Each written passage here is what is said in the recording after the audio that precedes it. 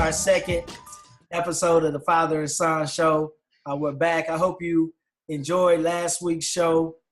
We thank everybody who shared it and viewed it, listened to it on iTunes and YouTube, Facebook, on the website. You should have visited the website again. It's DreamchaserAcademy.net.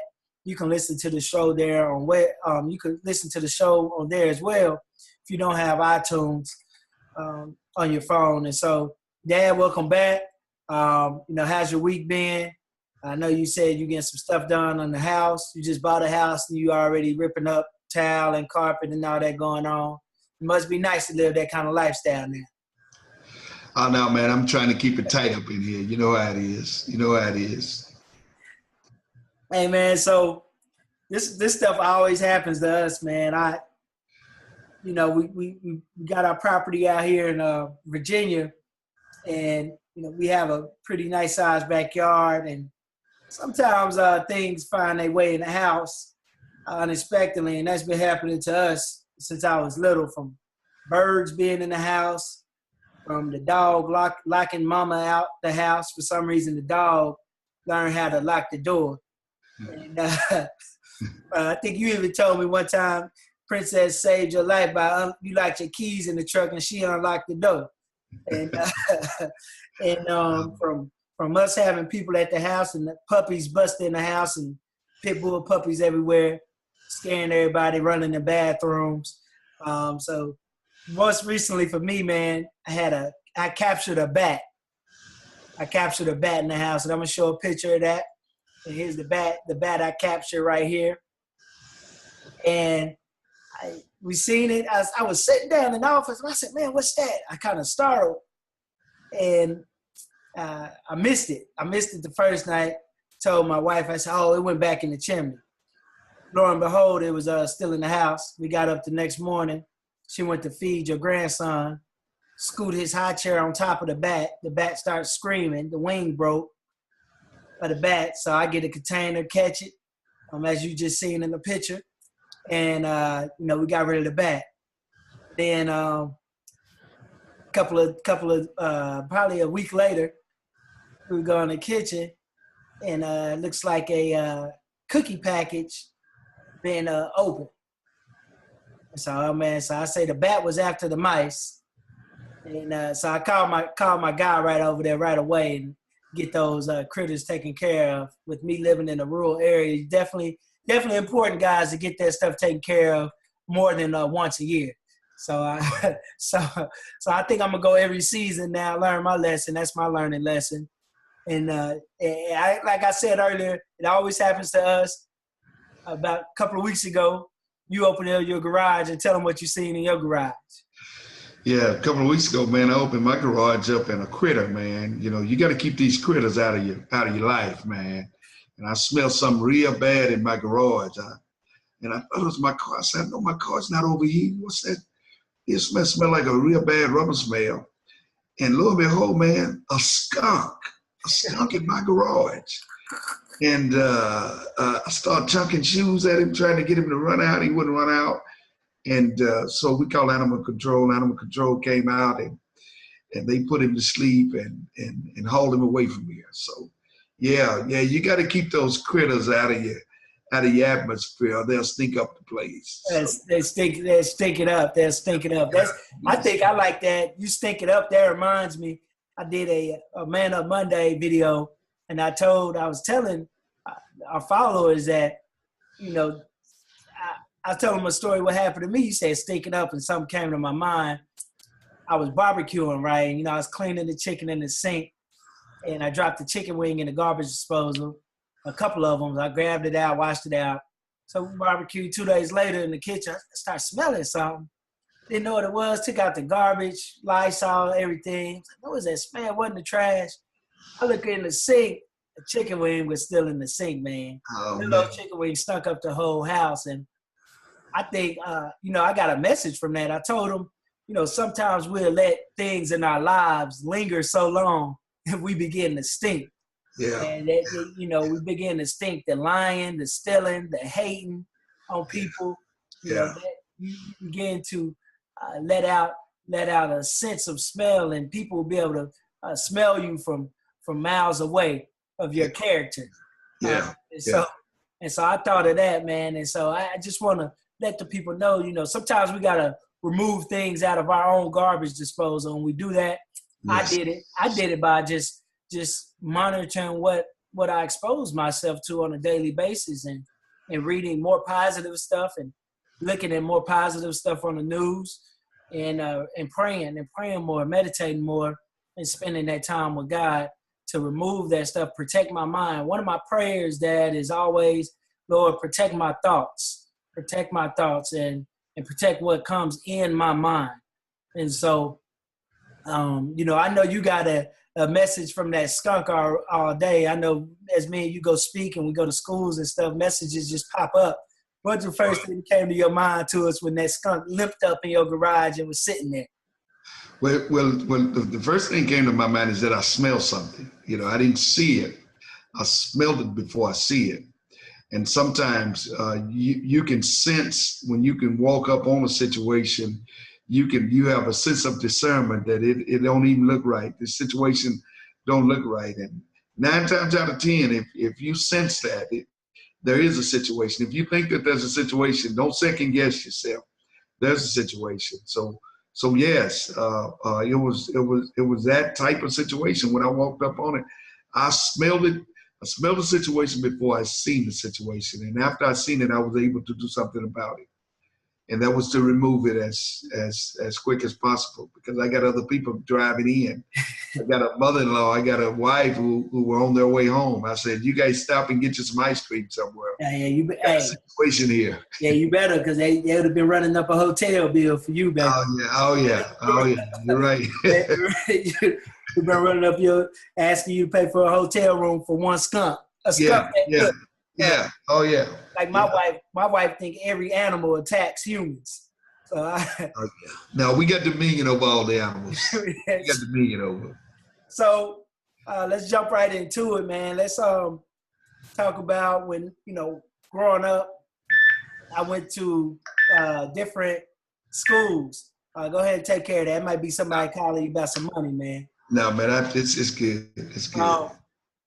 So I grew up talking about I went to different schools. I went to a private school, public school, back to private school. And I just want to know what those conversations look like or sounded like with Mom, and what kind of, what behind closed doors, what were those conversations like with Mom, whether we're going to send Jake back to private school, public school, why y'all keep switching it up like that? What was those conversations like behind closed doors? Well, number one, with concerning your education was always huge for the two of us, and it was our goal to intentionally place you in the best position where you can get a good to prepare you for the next level of college. And we always had those conversations. Where would it be? We shopped around for the best place for you. And obviously it was, we made the choice of placing you in private school, definitely your senior years, and to prepare you for the next level. So yes, we intentionally had those conversations, and we, it wasn't we wasn't throwing darts and we wasn't flipping a coin. We had to do some research and do some work, and we believe that we placed you in the best available place that would help you move to the next level. And you know what, I appreciate that, man. And I don't tell your mom, how appreciative I am enough, but I really am, because what that showed me is everything that y'all were doing was strategic, man. And I we talked about LeVar Ball last show, but everything this guy done is for his sons are strategic and purposeful. And I believe that me being a father and the head of the household and me creating a legacy for my family, I believe everything that I do has to be, it's not just no willy-dilly, wake up in the morning, pick something out the hat and do. I believe that everything you do has to be strategic and in alignment with your goals and your dreams. Would you agree? I certainly agree with that. I have a saying that it has to be on purpose. It has to be on purpose for what you do, particularly if you want to implement best practices. Your best practices in life should be on purpose. There's just some things in life there's just some line items that in life that if you want to succeed and if you want to see yourself progress, that has to be on purpose, and that's what that's what we try to portray before you. Your mom and I, yes, we worked hard, and we it was hurtful, it was challenging, it was a financial piece that we played, but but it paid off in the end. Right. So that was my alarm going off in the background. I got top-notch security over here in my house. I don't know about you, but I got top-notch security over here. I hear you. I'm the top-notch security. Let's go back to something I said earlier. Talking about when I pray, I ask the Lord to protect my thoughts, protect my mind. How important that is. And then you basically monitor my exposure probably all the way up till I was 12. I monitored everything. And again, it was strategic in what you were doing. And I see it now as I'm a teacher, coach, and now a father. And I can see it when I'm around other kids. I already know what they've been exposed to by the way they act and the way they talk. And I think I know you were in strategic and monitoring what I watch on TV, what kind of music I listen to, what video games I play. Everything that was done for a reason. Right. How did you know to do that? That's my question, and then share with our parents, our fathers of what you see. You're in the community every day, and you're in the schools like myself, and you're right there in the inner city. How important is that monitoring the exposure, because they're going to get exposed to that stuff regardless. So how is it important for the parents to really control what they can control and let the other stuff fall where it may? Well, one of the things that I say even to parents today, and I said to you was, and to your mother was, that always look at what can be. The past is the past. Even the now is what the situation is now. But what can the future be for this child? One is always positive to be positive. So I always try to put a positive spin on it, and never see a child for what they've done or even the past. See them for what they can become. Always. I've coined this phrase is that it's positive to be positive. I don't care what the situation is, and if you can place the child, the situation in a place where success and the next level is possible, then work hard to try to meet those goals. Right, and I definitely agree with you with that. And I know one thing that was pretty funny. I didn't understand it at the time. I wanted Emmitt Smith jersey, Deion Sanders jersey. Went to the Cowboys training camp when it was Wichita Falls, and everybody had jerseys on. I said, Dad, I want a jersey. You got me a jersey, all right. You got me a jersey and it had my name on the back. I think I had a couple of jerseys with my name on the back. And you always told me, don't ever wear another man's name on your back. Oh yeah, that was huge with me. And that stuck with me because I never bought like a jersey. I mean, when throwback jerseys was out, I had a couple, but growing up in high school when jerseys was hot, I always felt like I ain't wearing another cat name on my back. I want to create my own, my own legacy. And you taught me that, and that was from, I remember you telling me that don't ever wear another man's name on your back. Where'd you get that from? Or how did you feel, coming up in high school? They didn't really have jerseys when you was in high school, so I guess how did that thought process come out for you? I've always felt strong about family, one, and a sense of having a belonging to your name. I was brought up in an era where where your name is all you have to stand on.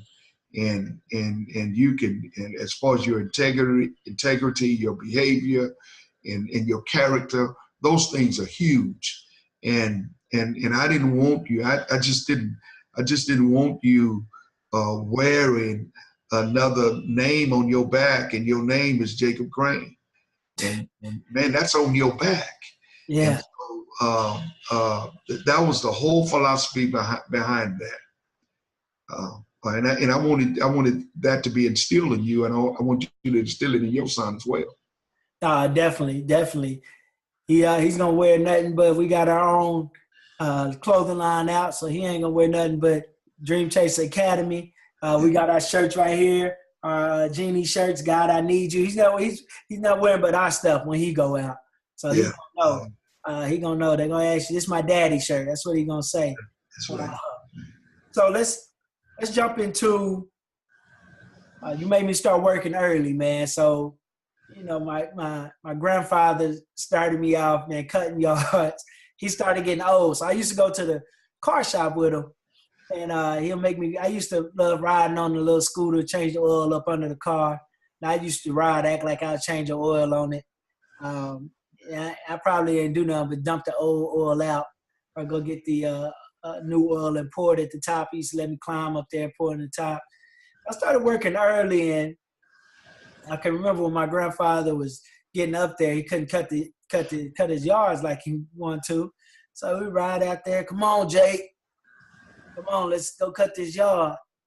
And I'm thinking, okay, we're gonna cut. Papa was sitting in the back of the truck watching me cut and tell me to take a break, come get some water, and then I continue cutting some more. And he'll get the edge. He get the edge out. He get the weed it out, and he'll weed eat. So that taught me early that a man got to work to eat. So I got my first job at 14 because I was tired of asking your mama for some money. I wanted my own money. You know, I thought I was becoming a man, and at the time, $5.25 was minimum wage. And so I would try to at least get 20 hours on the weekend, Friday, Saturday, and sometimes Sunday, to at least try to make $100 on the paycheck. And to me, at 14, that was a lot of money. Yes. So I started at KFC, man, and that was just a learning experience for me.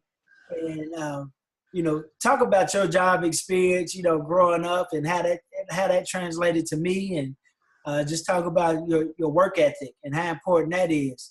And then I want you to add in there the relationships that you built on the way at those jobs. You can talk about Mama's Pizza if you want to. Go ahead. Honesty, integrity, responsibility, all this come to mind of the training wheels of life that I had, and even the training wheels of life that was placed before you growing up. Honesty, again, responsibility, accountability, the starting out early like you did, working 12 years old, started out early, mowing lawns, picking up paper, picking up trash, and it teach you to appreciate earning your own money. It was real funny when you earning your paycheck, 14-year-old kid working at Kentucky Fried Chicken, and you were really too young to work. But I don't believe in the child labor laws. I believe the child ought to be working soon as he can learn how to eat chicken. I believe he ought to be working. So that's even at 10, I want my grandson working. Right. But we told you at an early age. As a matter of fact, at 15, they were preparing to make you a shift manager until upper management found out you were too young and you can only work so many hours. And I think we were illegally working you. But it was, I think those things, those training wheels for me as a father, you as a son, teaching you responsibility, show up on time, first one there, last one to leave, have the opportunity to do more than what's required of you, or just those nuggets of life to bring you to the place you are now, how successful that you made it now, and even to see you climb some even higher mountains. It really is amazing to see you at your age, what you're doing now, and me at that age and what I was trying to accomplish, you're a lot further along than where I was. And that just blew me away. Well, if that's the case, and then where you at now, the bar is so high, we might be sitting pretty here in the next few years then. You set the Well, I'm bar looking high forward to it. The best is yet to come, man. I'm looking forward to it. Sky's the limit. There are no limitations, man. That's right. I'm just real excited, man, about our future and what you got going on with True Vine, man. I know the fifth Sunday last month, y'all do something new, man. And I seen another church do it here. I thought that was pretty creative and neat what y'all did. Explain what went on, what was the atmosphere like, the excitement.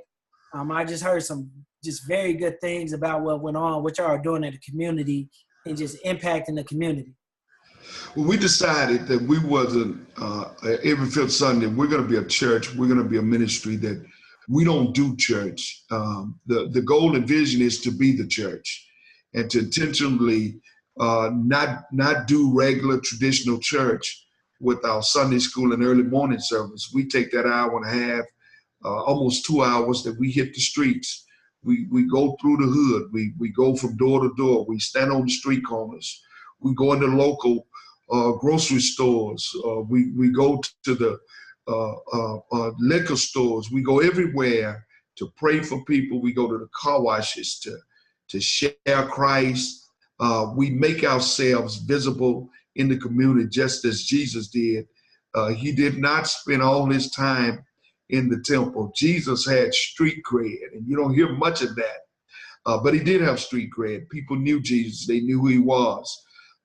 He made his way to the lady at the well.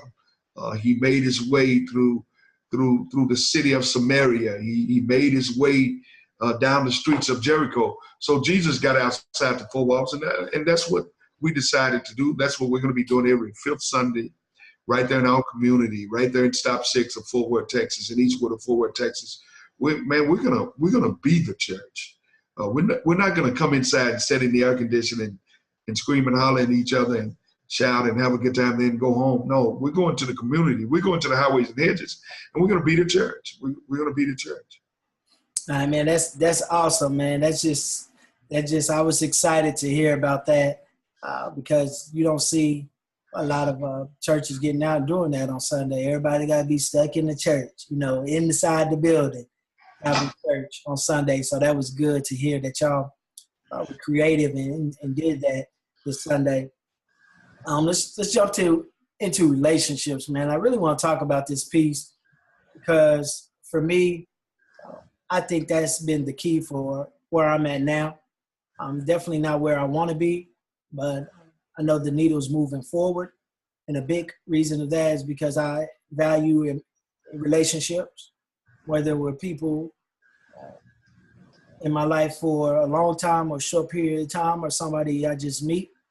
I value that anytime we have a conversation, anytime we're able to connect on any topic, I value that relationship. And I think people misunderstand the value of relationships, and they don't realize that sometimes it's about who you know, and in combination of what you know at the same time. So you can be, for example, this is real story. So you can have an average ball player playing under a coach, but the coach knows 25, 30 college coaches, and the average ball player will get a scholarship over maybe a ball player who is skill-wise is better, but not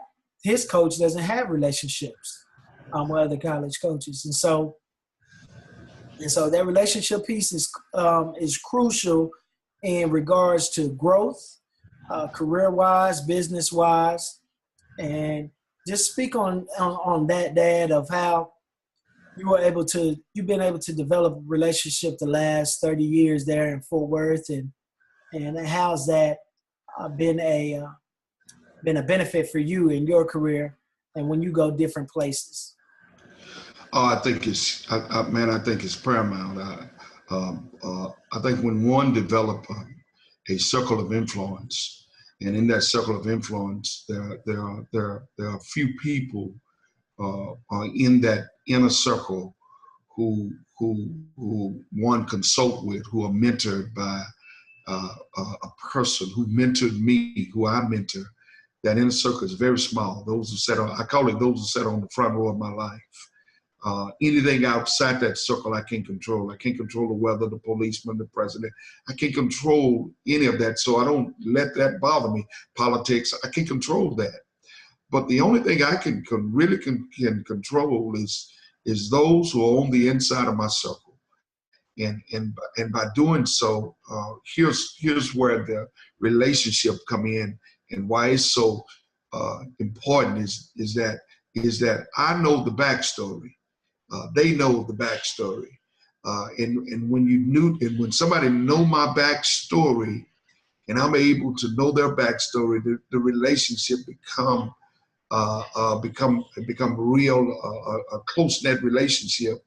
And again, by doing so, you're exposed to a lot of people, to a lot of things, and it's just so important to have those things in your life, and those people in your life as well, because exposure is huge. Right. And in pastoring, knowing people across the city, knowing, having a relationship with mayors and policemen and all those downtown people and people in the community, which in my opinion are more important, because those whom you see every day, I think that's huge, because they know the backstory, and you know many of their backstories, and so I think it's huge. Yeah, it is huge. And for me, when I started my business in North Carolina, I started doing tournaments. Those relationships came in key when I needed gym space, and I can call an AD or a coach and call them up. And because I had a good name out there, I was able to get those facilities in. And whether somebody else called, it'd be tough for them to try to get those gyms. And so those relationships are big. And we talk about the different hats that you wear: spiritual dad, sports dad, you was a coach, mentor, a pastor, working in the jail. I mean, how was you able to turn it on and off from being a coach to now, you have to be in the ministry. Now you got to be kind of more sensitive to people, even though, you coach football. So football is no holds barred. Yeah. Oh, yeah. We were fifth grade. I remember my boy David Penn, you grabbing his helmet and jacking him up, and and we were good friends with his family and things like that. And I can see the other parents, it could have been any of their kids, and they wouldn't have had no problem with you doing that.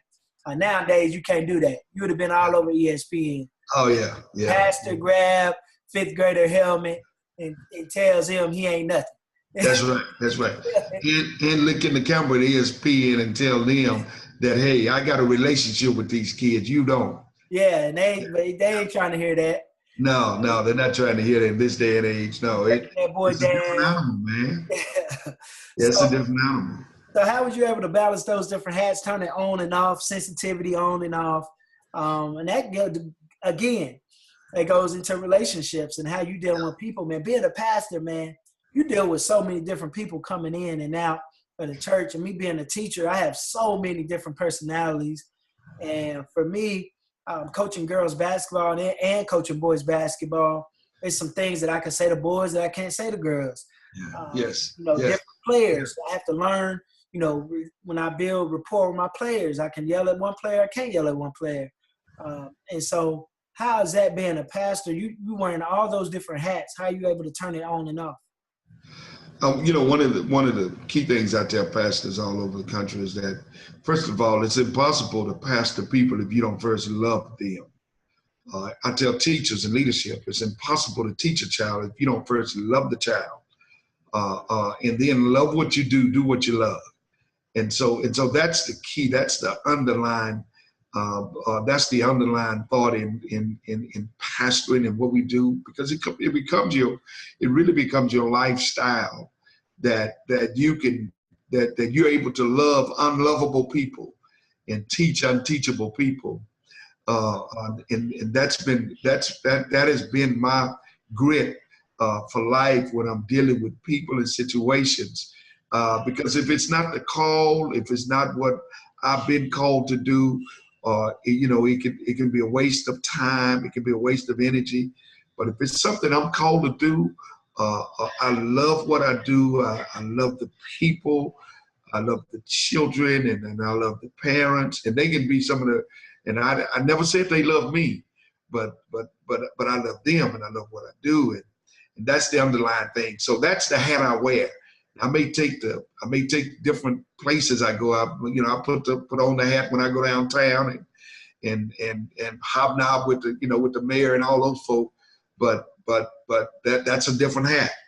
I have to be in touch with them, and I love my community. When I go to the community, I put my love hat on, because you got to love. You walking on the streets, you in the hood, right? You must love what you do. Yeah. And I really do. I really do love reaching out beyond the four walls of the church. I love my community and love my hood. That's right. There's hope for the hood, man. Come on, there's hope for the hood. That's right. And so in the first podcast, I told him, on the Miller Avenue, go to a barbershop, known as the gangster preacher, the real OG. E.T. go by the hip hop preacher, but I use the original preacher in the streets out there getting it done. You went from Cornerstone. Well, you went from True Vine to Cornerstone, back to True Vine. Yeah. Yeah. And then you went from Railroad to full-time pastor. You went from Mama's Pizza to Railroad to. I'm a confused individual, man. Yeah, you want to be a restaurant owner to you. Oh, man. So, let's talk about all these transitions, man, and where you at now with it. And let's take a step back.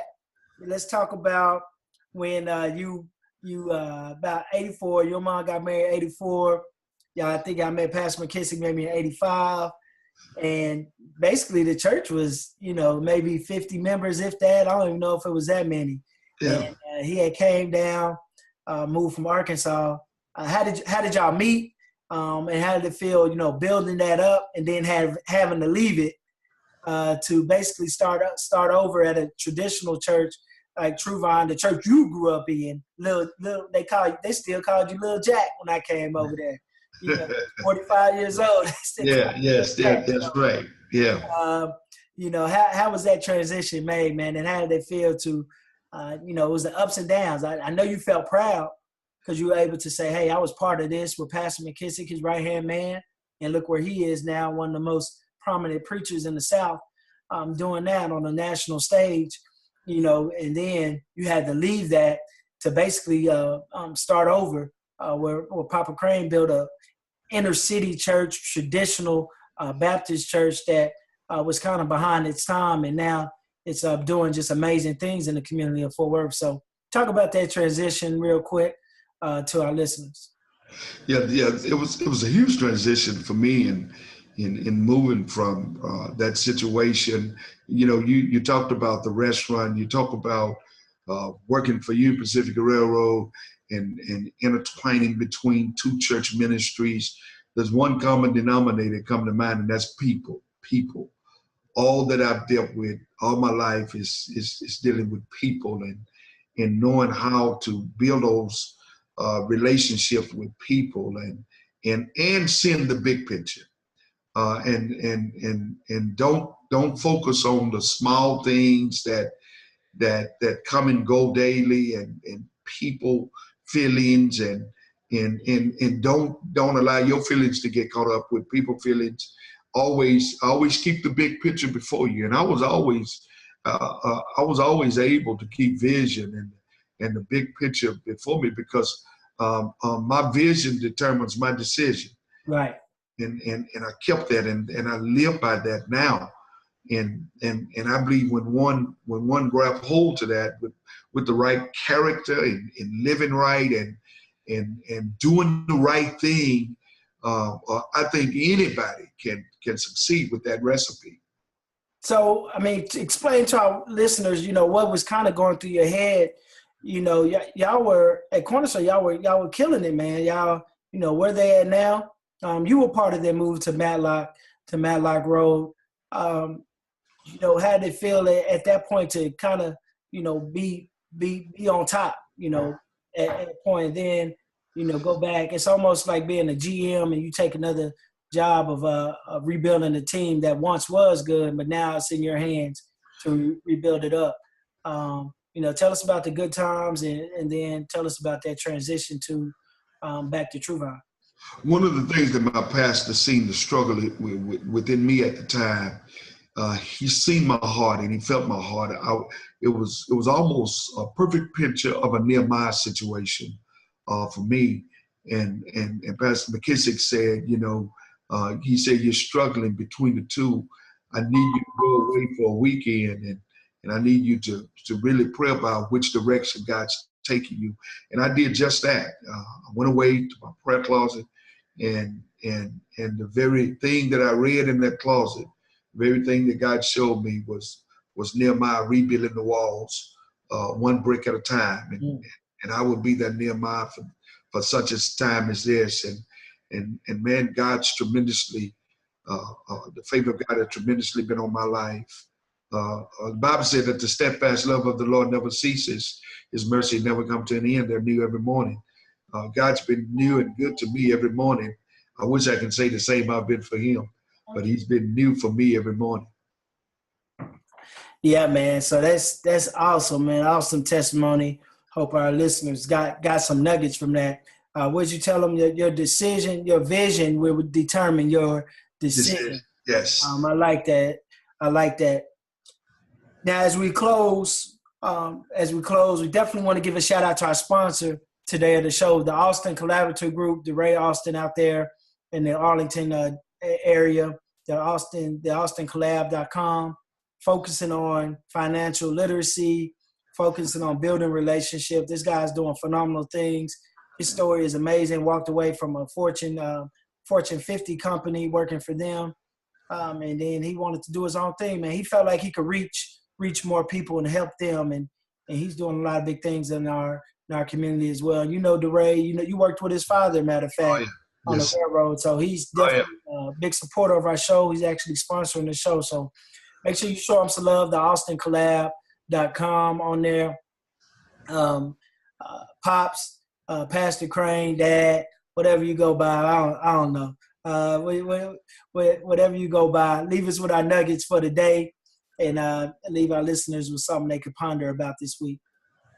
Let me leave the listeners with this, is that in every situation, it's positive to be positive, always. It's when the ball is in your court, it's positive to be positive.